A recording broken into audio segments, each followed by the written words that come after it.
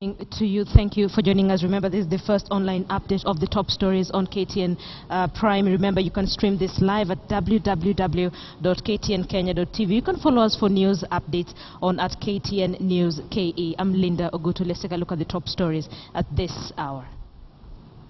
Now, members of the National Assembly Committee on Information and Communication have accused the Communication Authority of favoring foreign firms when issuing broadcast signal distribution license at the expense of local media houses. The MPs spoke as they grilled the Cabinet Secretary for Information, Dr. Fred Matiang'i, and the Communication Authority of Kenya Director General Francis Wangusi on the acrimonious analog switch-off. As Patrick Amimo reports, Matiang'i and Wangusi maintained the government will not review the digital migration timetable to allow Kenya's leading 3 media houses to set up necessary digital infrastructure. Information Cabinet Secretary and the Communication Authority of Kenya Director General appeared before Information Parliamentary Committee to explain why the country has been plunged into a television blackout from Saturday the 14th.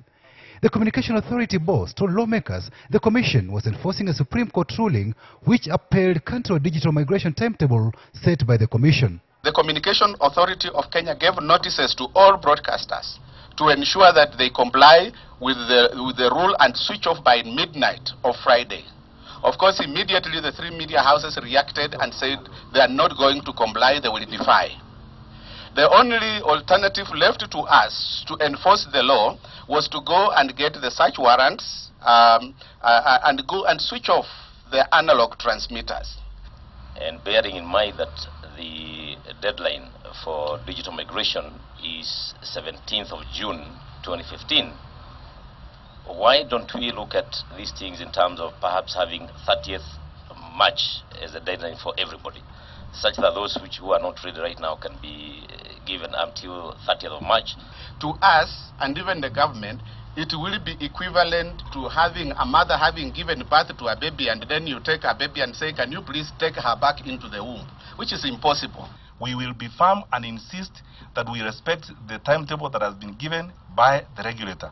We are not going back on digital migration, honorable members. That boat has now left. We are moving forward. We want to work with the others. Lawmakers questioned the apparent high-handedness and bias the government has handled Kenya's 3 leading television channels, KTN, Citizen, NTV and QTV, during the crossover from analog to digital platform. Honestly, I have a problem when I see both of you so angry, almost looking like you are going to war. Going to war with who? You're supposed to be neutral arbitrators. If you have seen us disturbed and a bit frustrated, not angry, frustrated, honorable members, only the chairman of the board and the director general knows what we have gone through as a government with these 3 media houses. The 3 leading media houses have been broadcasting on analog transmission. After the Communication Authority dismantled and cutted away the analog equipment, the country has been plunged into a television blackout. According to the Communications Authority of Kenya, only 1/4 of television viewers across the country have purchased set-top boxes. A majority of those boxes are from pay TV platforms that are switched off whenever the subscribers do not pay. However, the government insists television viewership has not been disrupted after it disabled analog signals of KTN, NTV, Citizen and QTV. The most important thing to the media houses really is not the transmission. It's the content that they carry. Content that costs money to produce. At the end of the day, the loyalty of the Kenyan people is still with those media houses. Like it or hate it, that is a fact. We are now able to have 43 channels, and I'm not ashamed to tell the House that the country is not in any media blackout. You can't force Kenyans somewhere else to use it while it is not in use. So what are we doing about the people of Turkana and the rest of the areas who have been now in blackout because of this issue? We want the government to be in position to answer that. The committee's chair, Jamle Kamau, agreed to hold a closed-door session with the government side at a later date after Matiang'i claimed he has some sensitive information he wanted to share with the committee over digital migration. The 3 media houses maintain that they cannot be forced to avail their content to the current signal distributors, whose independence from the government they say is questionable. The 3 media houses had requested for time up to April to be ready. That will still have been 2 months before the digital migration deadline of June 15th. Patrick Amimo, KTN. Court leaders were forced to shelve their plans to launch the referendum bill owing to the impasse over the digital migration. The opposition argues that most Kenyans would not participate in the referendum debate if they have no access to the mainstream media. Court leaders now say they will wait until the government and the three media houses resolve the matter. As frustration builds among Kenyans over the analog switch-off, the political class is now beginning to feel the pinch. The Coalition for Reform and Democracy CORD, which had scheduled to launch the Okoa Kenya referendum bill, was forced to change plans. We have therefore had to evaluate whether it is feasible to hold such an event without the participation of news organizations that carry 90% of the country's television content. We have come to the conclusion that it is not. There can be no amendment of the Constitution without the people, and there can be no people without the media. And while the opposition's referendum bill remains shelved, Raila Odinga faulted the government's approach to the digital migration. The local companies which have been involved in the media business for all this time, and you award a disproportionately high number of frequencies to a foreign company. I think that this actually discourages local investors. KTN, Citizen TV, NTV and QTV have been unavailable on both analog and digital platforms after the Communication Authority switched off the analog transmitters on Saturday. The three media houses will together roll out their set-top box, which will be affordable to all Kenyan households, and viewers will not need to pay any monthly subscriptions to watch their favorite free-to-air channels. Asha Mwilu, KTN. Let's now focus on a story that has shocked very many Kenyans. A 20-year-old woman has been arrested for killing 3 children, including a 2-week-old infant in Korogosho, Nairobi. Police are holding Catherine Mudhoni after she allegedly went berserk this morning and first stabbed to death her son, aged 10, before she turned on 2 of her neighbor's children. According to police and neighbors, Catherine Mudhoni stabbed her son, killing him instantly. Then she went to her neighbor's house where she strangled 2 other boys, one aged just 14 days and another 4 years. The mother of the 2 boys watched and screamed helplessly as the suspect committed the murders. Nililala, nikaamuka, nikakuta anafanya mtoto namna hii. Nikaona huyu kweli si nomo, nikamnyang'anya mtoto. Nikaleta hapo kwa kiti. Kumuleta hapo kwa kiti, ndio nilikimbia hapo kwa jirani. Nikawawita. Kuwawita wakakuja. Saa hiyo amefunga. Saa hiyo kukuja, amemaliza hiyo kazi. Na tena alikuwa anafunga hiyo na kiti. Murago na tukajaribu kusukuma hiyo. Ikajua saa hiyo amemaliza hiyo. Sasa kupika hapo, kutoka hiyo mwanaume wa hapa ndio aliingia. Akamuuliza ni nini kadrini? Wewe ni nini unafanya? Akasema, semeni dhai. Dhai. Dunia imeisha. Nini? Hii mambo. Kutoka huko akakuja akanichika. Kaniweka chini hapo kwa mlango. Na hiyo jirani ndio aliniokoa hapo.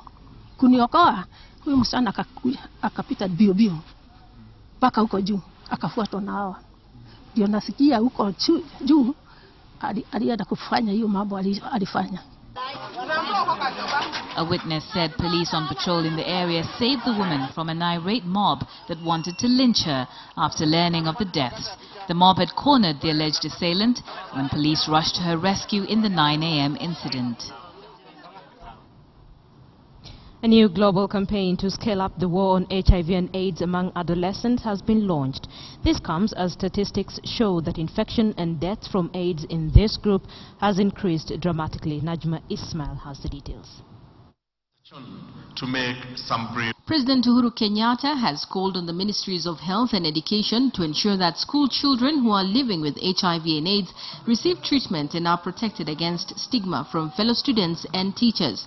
Speaking during the launch of a new global campaign to scale up the war on HIV and AIDS among adolescents, dubbed All in the Campaign to End Adolescent AIDS, Uhuru said worrying statistics indicate that one adolescent is infected with HIV every 2 minutes. HIV/AIDS remains the leading cause of adolescent death in Africa. It is also the second highest cause of death amongst adolescents globally.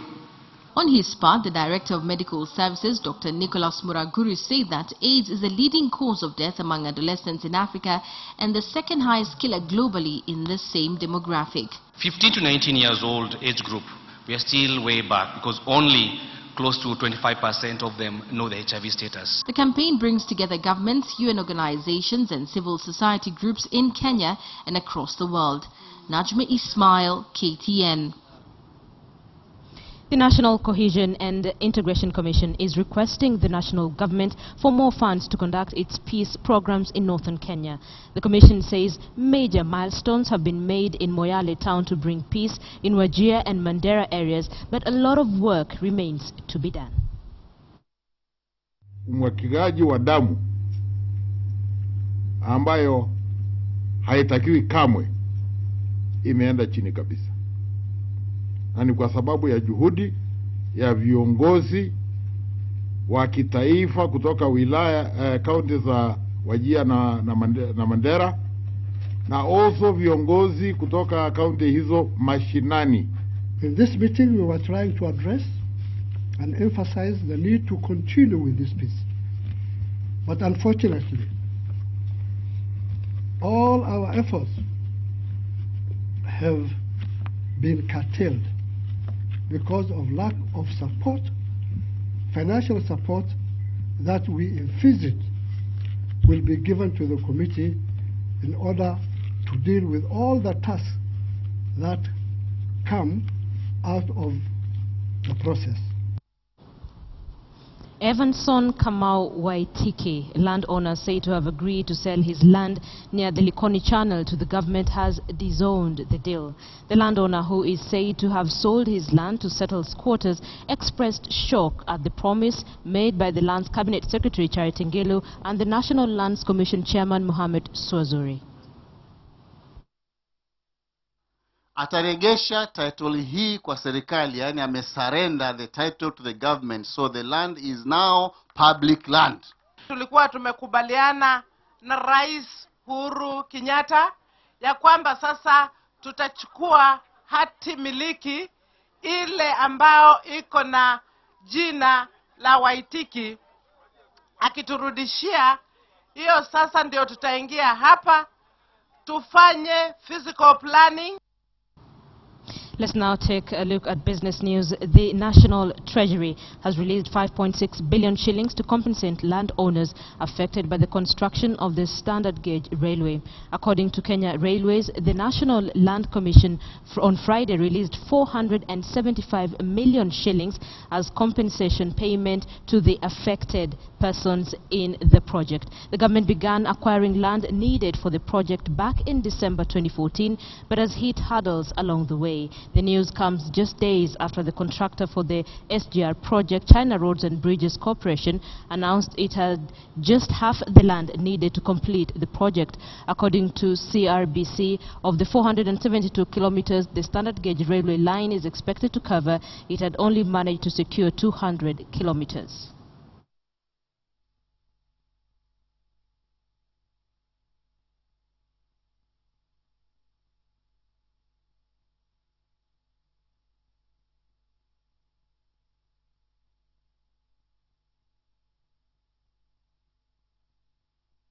We hope they can faster track so that they can deliver the land to us without compromising the interest and the benefit of the landowners, so that we can have our working teams working at the same time throughout the SGR project.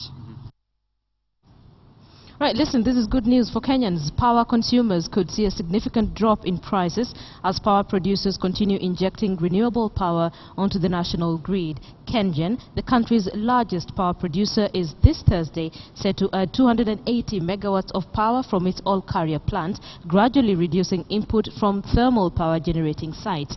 KTN estimates that the country stands to save up to 2.2 billion shillings each month through the use of renewable energy. Savings expected to make electricity consumers happier. Abiagina has the details. Kenya's quest to becoming a cheap manufacturing destination is yet to come to fruition.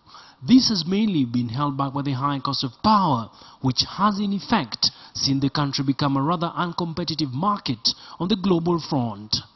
Concerted efforts by the Jubilee administration to lower the cost of energy is gradually shaping up. The Ministry of Energy recently completed the Olkaria 4 plant, which saw a total of 140 megawatts delivered to the national grid, with an additional 140 megawatts expected to be offloaded by the end of this month.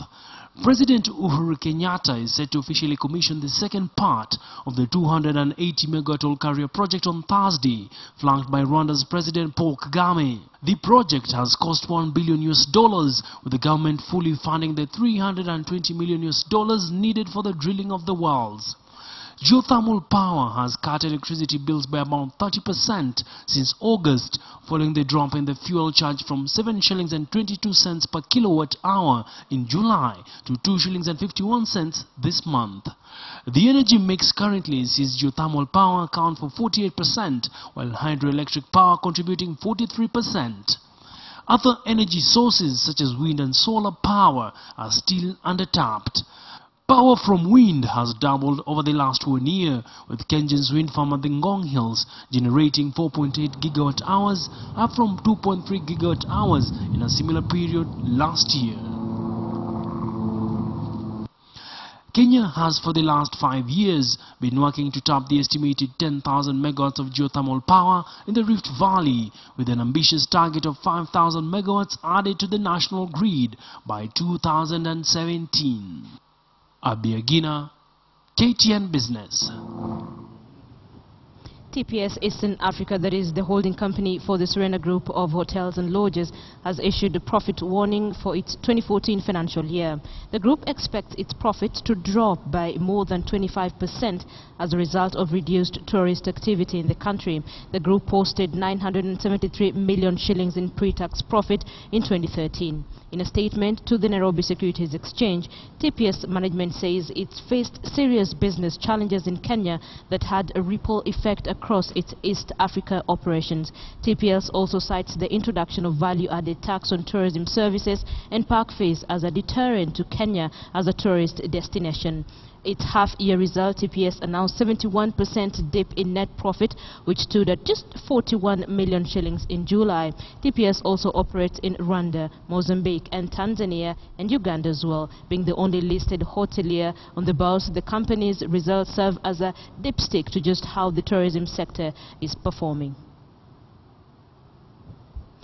Well, the Jomo Kenyatta International Airport has been ranked as the 5th best airport in Africa by Airports Council International. JKIA comes in behind SSR International Airport in Mauritius, which took top honors on the continent and was also the most improved airport in Africa. This is the first time the Nairobi Airport has broken into the top 5 of the Airport Service Quality Awards. Kenya Airports Authority Managing Director Lucy Mbugwa termed the recognition as timely, coming at a time JKIA is undergoing major upgrading and modernization work set to stamp its position as a regional hub. Last year, JKIA opened the doors to Terminal 1A, an ultra-modern passenger facility bringing a modern image to an aging airport. Originally built to handle 2.5 million passengers, JKIA's capacity has been stretched to the limit, currently handling an estimated 6.5 million passengers annually.